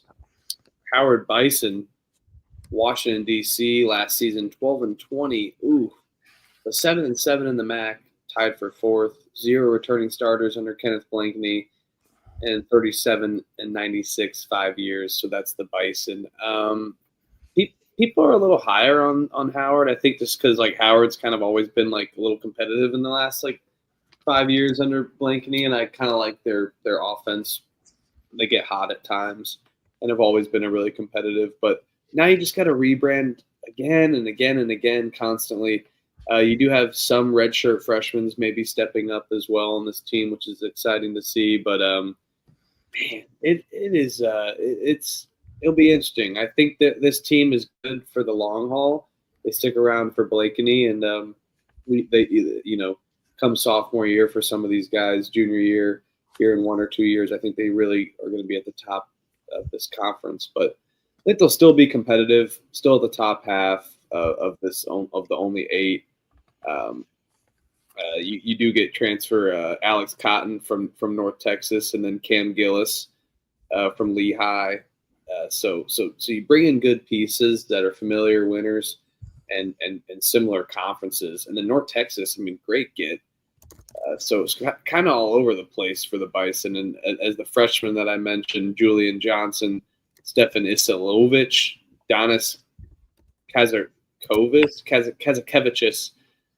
Ooh, yeah, Serena Zephas Kazakevicius. Yeah, I love it. Or Danis Kazakevicius. And then, those are some big size that you're adding to Howard there. So I'm excited for Howard in the future. They'll be good this year. They'll be good. Yeah, I'm actually excited for Howard now. I think that 0 returning starters is very deceiving.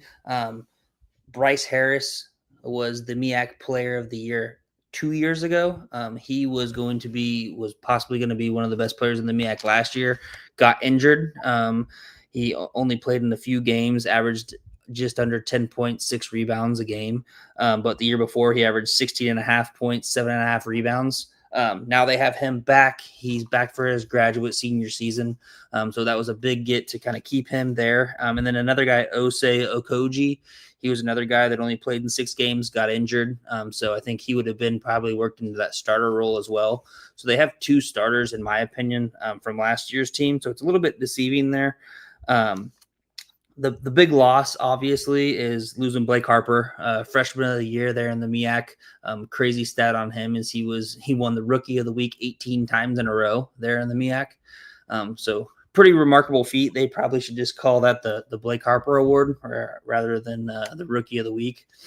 But yeah, so I think Bryce Harris. Now you have a guy that was 2 years ago MEAC. You're basically going to have, in my opinion, the best player in the MEAC on his team. Maybe a couple guys from Norfolk State that we'll talk about later could have something to say in regards to that. However, they bring in a lot of key pieces. One of the big ones that I like is Cedric Taylor III, comes in from Morehouse, D2, huge guy, 6'7", 230, averaged 15-6 last year. So I think he can is a force to be reckoned with, and he's going to be a guy that's going to start for them. So I just really like kind of those pieces that they have. And then another guy who redshirted last year, Isaiah Brown. He was the backcourt mate of Dylan Harper. Some of you may know him from Rutgers, was the number 2 overall pick there in the WNBA in the NBA draft last year. But Coach Blakeney's really high on him. So I think that, he might be another starting piece. So I really like the pieces that they have there on the starting. I'm just curious to see in regards to possibly what they have there in the depth. So that might be a concern possibly. But I'm really high on Howard this year, actually, and I think they can compete for, one of those top spots here in the conference. And then also shout out to Missouri for going opening night. They're going to Howard and playing at Howard. So that's kind of cool seeing an SEC team or just a Power 5 conference team travel to a mid-major, actually. And Missouri's done that with football, too. They went to UMass as well. I mean, shout out Missouri doing that in couple sports. Yeah. Oh yeah, for sure. And I know, there might be something just with kind of like the HBCU thing because, I think there a couple, I had it written down, but they've also hosted a few other Power 5 kind of conference teams. I think Cincinnati a couple years ago, and they actually almost beat them, lost to them in overtime. But yeah, so it's awesome to see a mid-major actually being able to host one of those Power 5 kind of conference teams there at home in a non-conference schedule. So I like that. So yeah, shout out to Missouri. I don't really say that very much. Not a very big Missouri guy, but that's a cool game. Kansas State can't hate them as much as Kansas fans. Oh no, not at all. But that is something we can get along with. We can definitely hate Missouri together. I like Morgan State. Morgan State Bears, the Baltimore, Maryland, last season 14-18, 7-7, tied for 4th. One returning starter under Kevin Brodus, 82 and 93, 6 years. They do bring back one returning starter in Rob Lawson, 75 assists last year, shooting almost 38% from 3. And he is from DC as well, so that's always good. And then they bring in a transfer from Southern Miss and Alfred Worrell Jr. as well. And then they also bring in a Division II in Walter Peggs Jr., who averaged 27 points at Spring Hill College. So I think he should be just fine jumping into D1. And then Elijah Davis at Bowie State as well. And also who went to Mississippi Valley State and Incarnate Word. So he's kind of been all over. So I think they brought in some good pieces. I don't know if they'll be the same team as last year, but I think they'll be competing in that 4 to 6 spot that Morgan State kind of was last year. They and have been notoriously over the last 5 seasons under Kevin Brodus. Yeah, I mean, speaking of average, last 5 seasons they've had exactly 7 conference wins each of the last 5 seasons.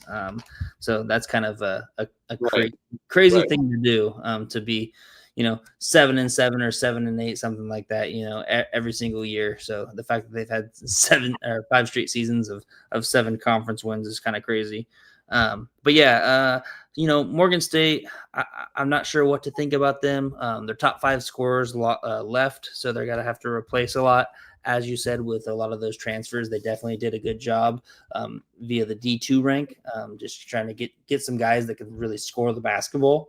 I think they brought in Elijah Davis, that Bowie State guy. He's Coach brought us. He was alma mater of Bowie State, so that's kind of the connection there. I think there's a little bit of a pipeline there. And then, of course, they brought in a 7-1 guy from South Carolina State, an intra-conference transfer that I obviously hate, but should be a big guy that can kind of put down low and kind of create some defensive pressure and defensive havoc with him. I'm curious to see though. Christian Oliver, he's another big man. He averaged for them like 5.5 points, 3.5 rebounds 2 years ago. Last year he had a health scare. They're not quite sure if he's going to be healthy or not. But if he is healthy, I think that can be a good player for them just to provide depth there in the front court. So that's something that I'm going to keep an eye on. Morgan State historically is awesome at home. They have an awesome home environment. A lot of people come out. They've got they play a crazy amount of music. Everybody's dancing in the stands. I love watching the games, watching the fans just kind of dancing all over. So they have a cool little atmosphere there in their arena. So I always like to bet them at home, but they really struggled on the road last year. So I think if they're going to want to try to take a step up, they're going to definitely have to get better on the road. However, I don't see them doing that just with losing those top 5 scorers, something that's kind of hard to replace. So for me, I think Morgan State's actually going to take a little step back this year. Norfolk State Spartans, Baltimore, Maryland, last season 24-11, 11-3. They've made 3. It looked like Tommy Boy there. They've made 3 or 2 tournaments in their last 4 years, NCAA tournaments. That is, Coach Robert Jones, 246 and 159 in 12 years. Impressive feat for Norfolk State, and they're constantly just at the top. And you mentioned a couple of good players, and I'm sure you're talking about Elijah Jamison and Anthony McComb Jr. transfer from New Hampshire. So whole new look. But Elijah Jamison is a good senior, and then you also have Dion White Ford from Texas A&M Corpus Christi. So tons of good transfers coming in. I think that this is one of the more talented teams. And then also bringing in Devin Ellis from Valparaiso. Shout out Valparaiso, the Crusaders. So I like this. I like this Norfolk State team.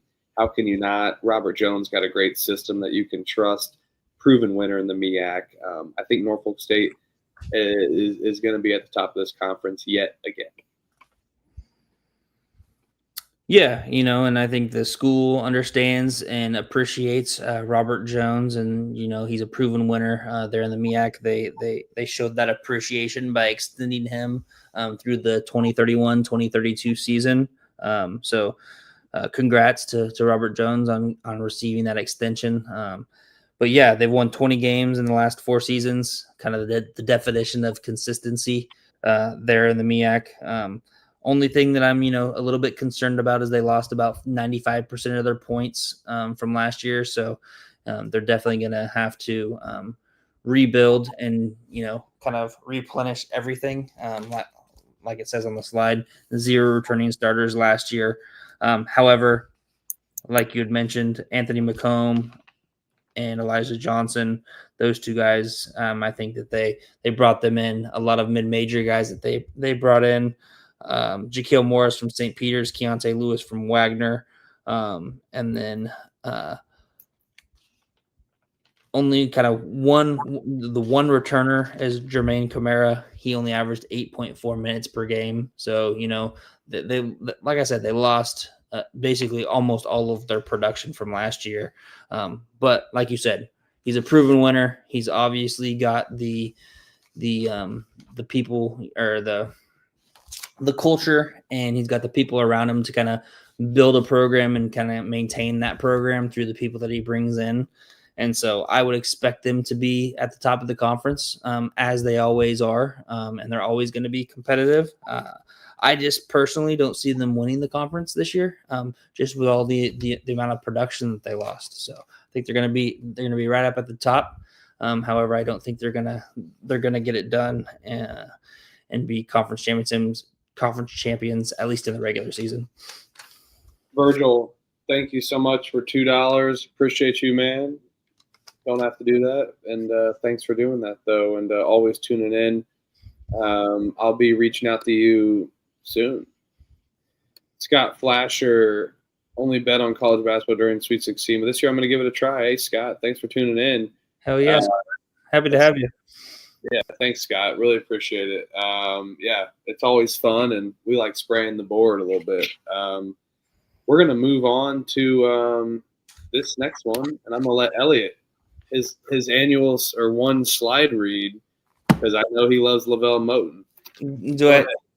Do I have to read it verbatim? Go for it. Yes. Okay, so we got the North Carolina Central Eagles here. Not the MAAC thing. Out of Durham, North Carolina. Last season, 14-19, 6-8 in the MEAC. Good for sixth place there. They returned one starter this year, and Coach Lavelle Moten has been there for 16, or now it'll be his 17th year. He's collected a record of 278 and 216. So a proven winner there at this level and here at the MEAC. So yeah, what do you think about these Eagles? Oh, you mean it? I'm just talking to myself. Okay, I can go. So big problem for me is they have no NIL collective, and they actually did not opt in to the House versus NCAA settlement. So they have no pay for play for their players. So players aren't receiving payment in any regards to that. So no NIL collective. So that makes it tough for recruiting. And Lavelle Moten, he's been very, very verbal about that. Just talked about how hard that is in today's day and age of college basketball. You know, everybody's playing players. We're seeing people getting 2 million, 1 million, all those things. Obviously, you know, here at the mid-major level, you're not making that much money. But when other people in your conference, like a Norfolk State or like a Howard, who has those NIL collectives, it makes it a lot more enticing to go there. And the talent level that you can get is a little bit less when you don't have those NIL collectives, stuff like that. So definitely kind of a uphill battle for Lavelle Moten. And personally, that's why I think that, you know, why you saw them struggle last year. You know, typically they're kind of at the top of the conference, and we see them as a proud program. But I think this era has really caused them some issues. So I think, you know, we see a similar finish here, kind of near, not at the bottom of the conference. They're definitely, you know, capable of beating the likes of Coppin State, Maryland, Eastern Shore, as we'll talk about here soon. But I see them kind of in that sixth range again, just based on that. You know, they returned Deontay Johnson, averaged 6 points, 2.5 rebounds, 4 assists last year. So he's got some solid pieces. He did bring in some solid pieces in the portal, which you can kind of touch upon. A couple guys from Coppin State, which is kind of surprising. You bring in 2 guys from a team that won 6 games. That's a little interesting tactic.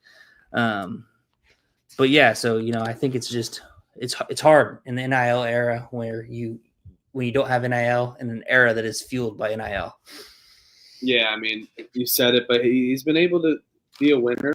I mean, proven winner.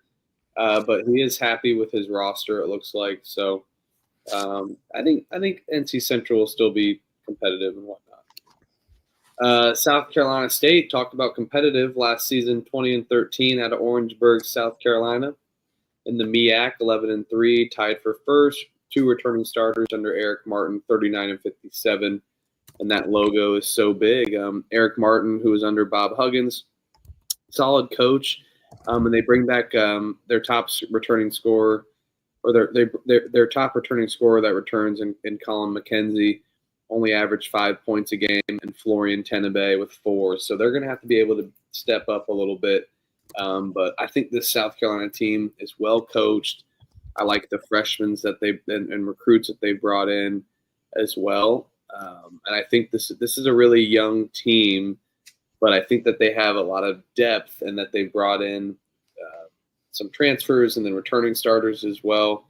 So I think that they have a lot of depth that can take them far in the game of attrition here as we know it. So I like these Bulldogs, and I think they're going to be just fine and at the top of this conference yet again. Yeah, another coach that has K-State ties. He coached with Hugs, Bob Huggins there at K-State under Bob Huggins, and then kind of followed him to West Virginia And so he kind of learned under a fantastic Hall of Fame coach. And I think that that's kind of showing in how he's been doing and how he's been building this program and how he's kind of turning this program around. Obviously, you see, 39-57 in those 3 years. However, look at last year, 20-13, 11-3, top of the conference, like you said. And I expect them to kind of stay there. I think that, while they're young, I do think I agree with you. They have a lot of pieces, a lot of good depth pieces. So they're going to be really deep, but they're also going to be very, very athletic. They're going to be able to score the ball. I remember last year, they were kind of one of our darlings of in that non-conference slate. We were betting on them. They were just getting these numbers of these plus 25, plus 23, these numbers that we thought were too big. And they kept cashing for us. So they were kind of a nice little cash cow there for us there in the non-conference season. And then I kind of just continued to ride them there throughout MEAC play last year. So yeah, I expect them to kind of continue what they started last year and kind of be right up near that top of the conference again and fight for that conference championship. All right, last but not least, University of Maryland Eastern Shore, the Hawks and Princess Anne, Maryland. Last season, 6-25, 2-12, finished dead last under Cleo Hill in its first year. So now we have that sophomore year coach for the season. It'll be interesting. They get some D2 transfers. They bring in a transfer from UNC Asheville as well. And they also go a little young and recruiting some freshmen. And like I said, the D2 as well, Georgia Southwestern State, Justin Mondin, and then also Jaden Cooper, who from Columbia. So they had a random win, so maybe they can get a random win. Trey Brown from Salt Lake CC. So it'll be. I think it's going to be still a tough year under these teams for Cleo Hill, but maybe a step up slightly or just around the same. It's been hard for Maryland Eastern Shore as of recently, but I think they're on the rebuild and they're on the up and up, and eventually they're going to be at the top of this MEAC. So for me, though, I have them down far wide or down far below. Yeah, I think he kind of got hired really late in the season last year. I think he got hired in June, so that made it very tough for him. However, I don't see them taking a very big jump up here. I see them finishing near the bottom of the conference yet again. However, maybe they're going to be a little bit more competitive. They were kind of getting blown out in a lot of their games last year. I think they will be more competitive this year. He obviously learned a lot there with his first season there at University of Maryland Eastern Shore. I just don't really know how much support he has there at the school and there at the program as a basketball program. So not quite sure what to think about that and kind of where they go from here. But what I do know is I feel like they're going to, finish, near that bottom end of the conference. So I would agree with you, Huff. All right. And we're going to get 2 conferences done in under 2 hours. So let's go. Elliot, I started first last time. Go ahead and give your 8th team in the MEAC. Yeah, so 8th team for me just is going to be the team that I just talked about, Maryland Eastern Shore. I'm going to have them, while they may be a little bit more competitive, I don't see them winning a lot more games than they did last year. Yeah, I have Maryland Eastern Shore as well in my 8th spot.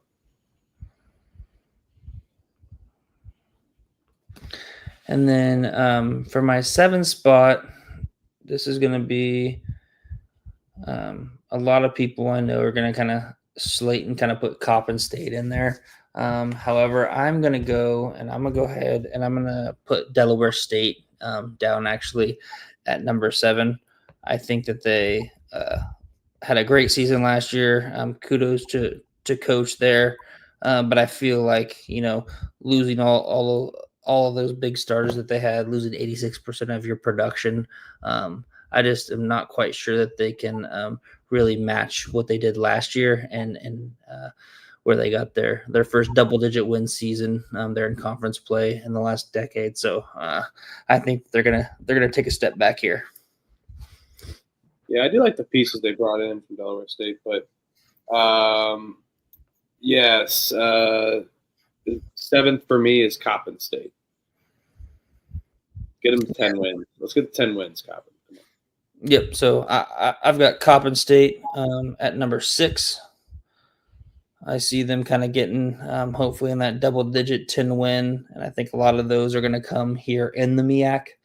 So I kind of see them, maybe at that 6-8 set type of a deal, maybe 7-7. If we're lucky, we'll see.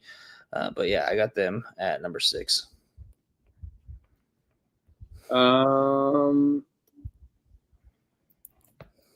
Number 6 for me is going to be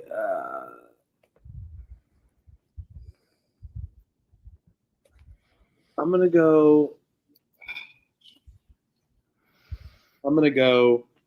Delaware State.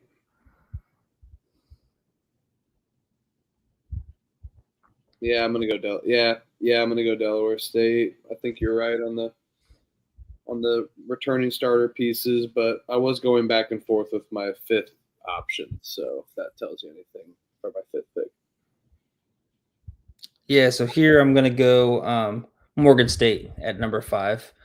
I think that they're gonna be it'll be interesting. I think I'm not quite sure if those D2 guys are going to really translate well. I know it's that low mid-major level there in the MEAC, but still going up a whole level is a totally different beast. Every level that you go up is going to be bigger, faster, stronger. And so if they're going to rely on those guys that scored a significant amount of points in D2, it's going to be a lot tougher for them to do that there at the D1 level. So I think I'm going to have them right around 5. I like their home court, kind of home court advantage. I think it'll be a big deal to get that center that's possibly going to be healthy, Christian Oliver. If they get him, maybe they can even push up to like that 4-3-4 spot probably. I think 4 is probably their ceiling though. So I think I've kind of got them right around that middle of the conference. So Morgan State at 5 for me. Number 5 for me, North Carolina Central. Yep. And so for me, number 4 is North Carolina Central. Really, I think like I had discussed was, not having that NIL collective is a big deal here in the college setting nowadays. But this is all kind of a respect play for Coach Lavelle Moten. I think that they're gonna, he's gonna get the most out of his guys as he always does, and he did bring in some good pieces. So I would expect them to be, respectable there. 6 last year. So yeah, I'm gonna go 4. 6. It was 6 last year. Yeah. Number 4 for me is Howard. I'm going Howard. I think they got a lot of good talent, like we mentioned with Bryce Harris and Cam Gillis and all the pieces, as we mentioned in earlier part of the episode, going through each team alphabetically. But I like Howard. I think 4th is solid. I mean, we're going to see a lot of teams close to that 500 record again, like we did last year in this conference. Yeah. Number 3 for me, I've got South Carolina State. I got South Carolina State coming in at number 3. As we discussed, I think they're going to kind of be at that top of the conference. I think it's going to be kind of a 3-legged race per se here for the top kind of 3 spots, in my opinion. So I see them kind of finishing. I could see them, winning, finishing anywhere from 1 to 3, but I want to put them at 3. You guys aren't high on them, but I'm taking Morgan State in the 3 spot. There's always a surprise team. There's a surprise team last year in Delaware State in the 3 spot, and I think this Morgan State team has the pieces to come in hot and out of nowhere. And I like their non-conference schedule compared to other teams. And last year, 7-7 with a pretty banged up roster and a decent roster. So I like Morgan State in this 3 spot. So Elliot, take us home with your 1 and 2. Yeah. So my number 2, I'm gonna have Norfolk State. They're at number 2. I think they lost a significant amount of their pieces, but as you had made it apparent, Coach Robert Jones is gonna have that culture. He's gonna be able to easily just plug and place those guys back into that winning culture, and they're gonna have another successful season. Which then puts for me, I have at number 1, I've got Howard Bison winning the MEAC this year. I think a lot of people are sleeping on them. I think that they see that they lost that rookie of the year last year. He transferred to Creighton, and I think that they're forgetting that they've got the former MEAC player of the year. They got another couple pieces. Cam Gillis that you had just mentioned. I'm glad you brought him up. I think he's going to be came from Lehigh. I think he's going to. Yeah, I brought him up earlier. I think he's one of the better transfers of this whole transfer portal. Yeah, so I think him paired with a couple other guys that they've got 3, 6, 7 guys that are like 6'7", 230, 240, size with some size and athleticism. I think they're really going to be able to compete. And if I've got the best player on the floor, I'm gonna go with him. And I'll ride with him and Bryce Harris. Oh, yeah. Number 2 for me is going to be South Carolina State, and 1 for Norfolk State. I like South Carolina State. I think their defense is really good, and they can get a lot of second chance opportunities, and they're really they're coached well. And number 1 for me is Norfolk State. Come on now, they're solid conference winners always, and I do like their pieces, as you mentioned, and that we talked about earlier. So. But that is our MAAC and MEAC episode. Everyone that's tuned in on the latter half of this episode, we are the Pump Fake Pod. We're doing all conferences, every single conference. We've already done OVC, NEC, SoCon, Summit League, Horizon, you name it. We're getting things knocked down. So feel free to tune into our channel at Pump Fake Pod, like and subscribe our show. Be greatly appreciated, and look out for those recorded episodes. Everything is recorded. Everything has got timestamps as well. Elliot puts the timestamps together on all the teams. So if you're looking for a specific team, we're doing every single team alphabetically and then ranking each conference 1 to whatever at the end of each conference preview. So we're doing 2 now. If you go to our Twitter at Pump Fake Pod, it will be all the conference preview schedule will be there. But for that, it was a great time for everyone in the chat. Austin, Virgil, Ken Hatt, Crutch, Scott Flasher, Virgil. Thanks so much, man. Appreciate you guys always. Sports Science, Jacob. You guys are the best. So you're the reason why we do it. Ken Hatt, thanks for hanging along. And Virgil, thanks for hanging out too. Appreciate you guys. Peace and love always. Elliot, any final thoughts before we get out of here and back again soon? 12 of 31. 12 down, 19 to go. 12 down, 19 to go. We'll do some single ones in October. Tomorrow, I believe, is the Sun Belt and SWAC. So appreciate you guys. Peace and love. Toodles for Trevor, I guess. I don't know. MEAC. Peace and love. Love the MEAC.